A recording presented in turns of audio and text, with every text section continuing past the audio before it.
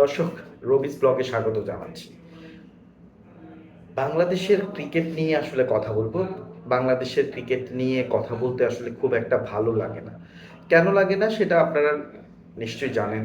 বাংলাদেশের ক্রিকেট একটা সময় মানে ২ বছর আগেও বাংলাদেশের ক্রিকেট নিয়ে যেভাবে চর্চা হতো, বাংলাদেশের ভক্তরা যেভাবে চর্চা করতেন, বিদেশে, দেশের বাইরে যেভাবে আলোচনা হতো, সেই আলোচনায় কিন্তু এখন ভাটা পড়েছে।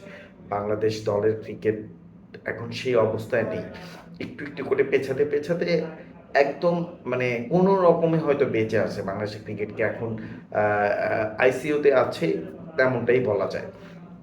আজকে আইসিসি তাদের র্যাঙ্কিং হালনাগাদ করেছে। সেই র্যাঙ্কিংয়ে বাংলাদেশ দল এক ধাপ পিছিয়েছে। বাংলাদেশের অবস্থান এখন ১০ নম্বরে। সো একটা টেস্ট খেলুড়ের দেশ, যে কিনা ২০০০ সালে টেস্ট স্ট্যাটাস পেয়েছে, এই সময় ধরে প্রায় ২৫ বছর ধরে হচ্ছে বাংলাদেশ দল ক্রিকেট খেলছে, প্রচুর আন্তর্জাতিক ম্যাচ, নানা টুর্নামেন্ট, সব এত ম্যাচ খেলার পরও আসলে রেজাল্টটা এমন কেন? সেই প্রসঙ্গ যখন আসে, ক্রিকেটাররা আসলে যা বলেন সেটা আসলে বাস্তবসম্মত মোটেই নয়। সংগঠকরাও আসলে এর দায় ওর দায় এভাবে দিয়ে একের পর এক ব্যর্থতা থেকে নিজেদেরকে আড়াল করে রাখছেন। সো এটা কিন্তু খুবই কনসার্নের। ২০১৫ বিশ্বকাপ খেলে আসার পর বাংলাদেশের ক্রিকেট, বিশেষ করে যদি আমি ওয়ানডে ফরম্যাট বলি, সেই ফরম্যাটে বাংলাদেশ দল যেভাবে এগিয়ে যাচ্ছিলেন, সেই ধারাটা কিন্তু ব্যাহত হয়ে গেছে। স্পেশালি যদি ২২ সালের পর থেকেই বাংলাদেশের ক্রিকেটের মান পড়তির দিকে। গত বছর আফগানিস্তানের সাথে ওয়ানডে সিরিজ হারার পর বাংলাদেশ ৮ থেকে ৯ নেমে গিয়েছিল। এবার চ্যাম্পিয়ন্স ট্রফি এবং তার আগে ওয়েস্ট ইন্ডিজের বিপক্ষে ৩ ম্যাচের ওয়ানডে সিরিজ বাজে পারফরমেন্সের রেজাল্ট কিন্তু বাংলাদেশ এখন ১০-এ। বাংলাদেশের অনেক উপরে অবস্থান করছে আফগানিস্তান, যারা কিনা যুদ্ধবিধ্বস্ত একটি দেশ। ওই ধরনের কাঠামো, ক্রিকেট কাঠামো তাদের নেই।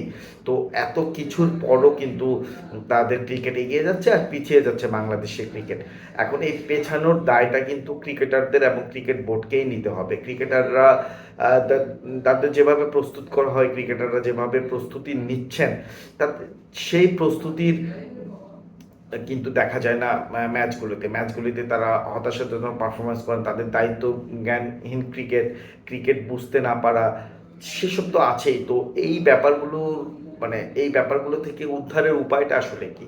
তো আমরা যেটা দেখছি আসলে বারবারই, এই যে কিছুদিন আগে বাংলাদেশ সহকারী কোচ এবং ব্যাটিং কোচ মোহাম্মদ সালাউদ্দিন বলেছিলেন বাংলাদেশ ক্রিকেট কালচারের কথা, কাঠামোর কথা। তো এই কাঠামোর কথা কিন্তু ২০০০ সাল থেকেই বলে আসছে। ক্রিকেট কাঠামো ডেভেলপমেন্ট, এই সেই আবিজাবি এসব ডেভেলপমেন্টের কথা বলে, কিন্তু কাজের কাজ তো কিছু হচ্ছে না। কেন পারছে না? সো এই ব্যাপারটা ফোকাস করতে হবে। চেয়ারটা আঁকড়ে রাখা, এক ধরনের ক্ষমতার প্রয়োগ ঘটানো, বা মানে বড় বড় পজিশনে বসে যাওয়া, এই কিন্তু ক্রিকেটের উন্নতি না হওয়াটা এটা ভীষণ রকম হতাশাজনক।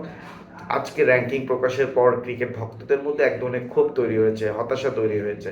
তো আর আর কত পেছাবে? সব মিলিয়ে টেস্ট র্যাঙ্কিংয়ের হচ্ছে ১২টা দেশ, আফগানিস্তান এবং আয়ারল্যান্ডকে যদি ধরি, সো সেই জায়গায় বাংলাদেশের অবস্থান ১০ নম্বরে। এটা এটা ভীষণ রকম হতাশাজনক, বাংলাদেশের জন্য ভীষণ রকম বিব্রতকর। আশা করি বাংলাদেশের ক্রিকেটারদের মধ্যে বোধোদয় হবে, তাদেরকে আসলে তারা বুঝতে পারবেন আসলে কি করা উচিত এবং কিভাবে তাদের আসলে এই বাংলাদেশ ক্রিকেটকে ক্যারি করে একটা স্টেজে নিয়ে যেতে পারবেন, সেই ফোকাসটা তাদের থাকা উচিত।